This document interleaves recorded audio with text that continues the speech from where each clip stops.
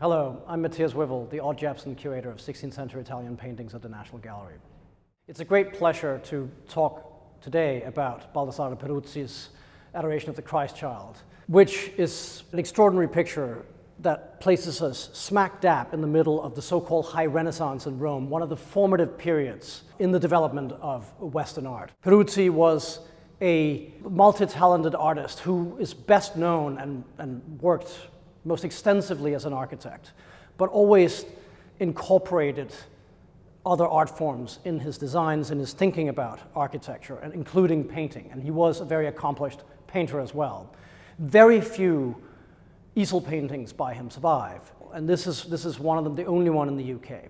I was delighted to be part of the process that helped find a home for it at the Ulster Museum, where it will play a central role in the collection of paintings as the first Renaissance painting in the collection and really a piece of the High Renaissance. This is not something every museum can boast.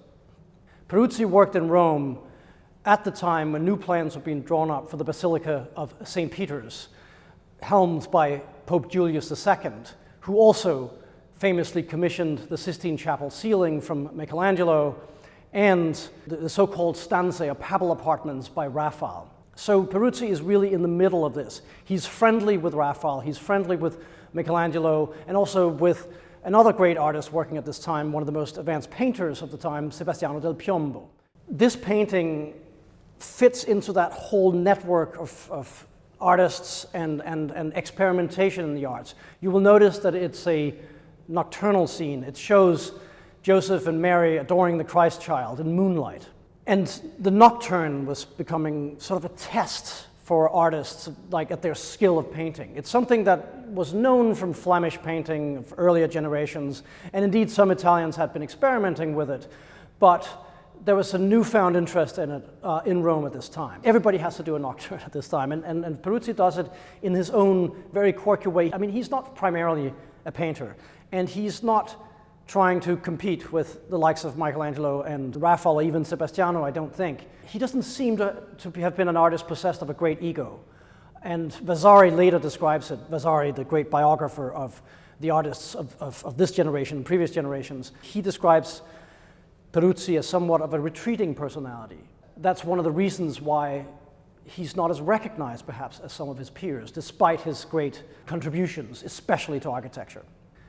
This picture, we don't know who it's painted for, presumably a private client of some sort.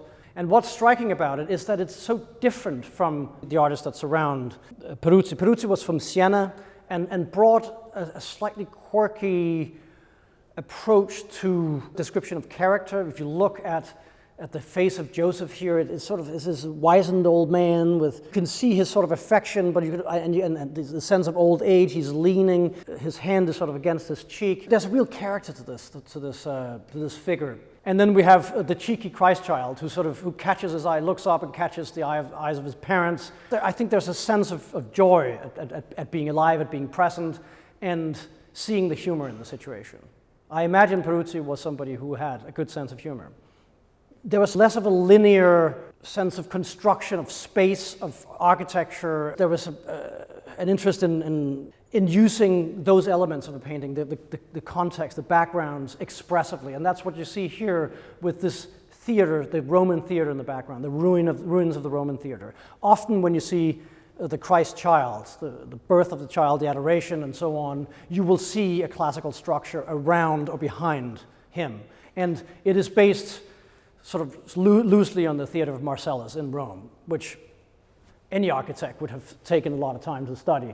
And Peruzzi puts it in here, and you get the sense that it's almost sort of shaking, that it's unstable and could crumble at any time, that there's movement to it. That's very distinctive, and that's something that you wouldn't see Raphael doing. Raphael would be much more disciplined about constructing it sort of in a sound manner, whereas Peruzzi has to sort of brings freedom to it that allows him to make it expressive.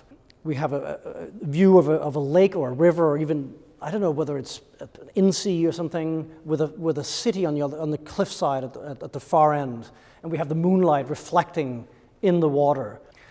And there's this sort of shimmer, almost sort of a visionary quality, this shimmering quality to it. and with all the buildings and everything described with these pointy strokes of the brush. On the right, you have like a cliffside, a sort of mountainside, and you can just spot up here the shepherds with their sheep here, and the angel and announcing the birth of Christ to them. So that's also sort of a reference to the story. And then with real characters in the foreground, under the cover of this rickety staple constructed on basically sort of between tree trunks, you have the animals. And again, painted with lots of characters. It's fun to recognize day-to-day interaction, emotions, and so on, not least, of course, in the Christ child. I think with this hand caught here, which is sort of something that Michelangelo loved. The Virgin is more classical in her construction, more of a sort of an idealized, beautiful face, showing her love and reverence for the child. She's a little bit more standardized, but very beautifully painted, and I think there's a real attention to the interplay of lines here and color, where the lining of the blue mantle is green and gives you something visually interesting here.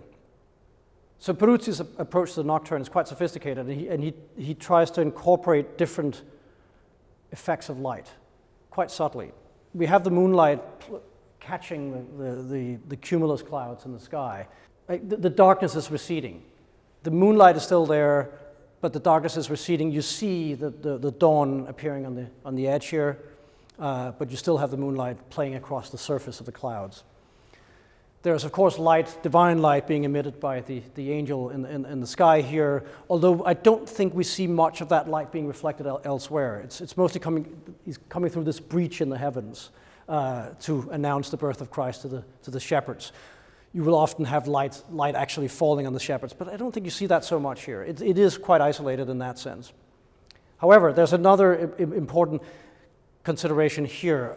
The structure around, over them, of course, they're under this roof, and it seems that they're lit from the right. It seems like the moon is probably where we are as viewers. We are standing where the moon is, and the moonlight is coming through. It's hitting the clouds on the other side of the structure, and it's coming through here and lighting Joseph and Mary. But down here, you see light being reflected in two directions, there, and it's very bright down here. And that light, it can't just be from that source, because then you wouldn't have the shadows coming off on either side. That's the light being emitted by the Christ child himself. He is lighting up his surroundings here. This is not a painting that tries to be monumental and impressive. It's a painting that I think attempts to win you over by charm.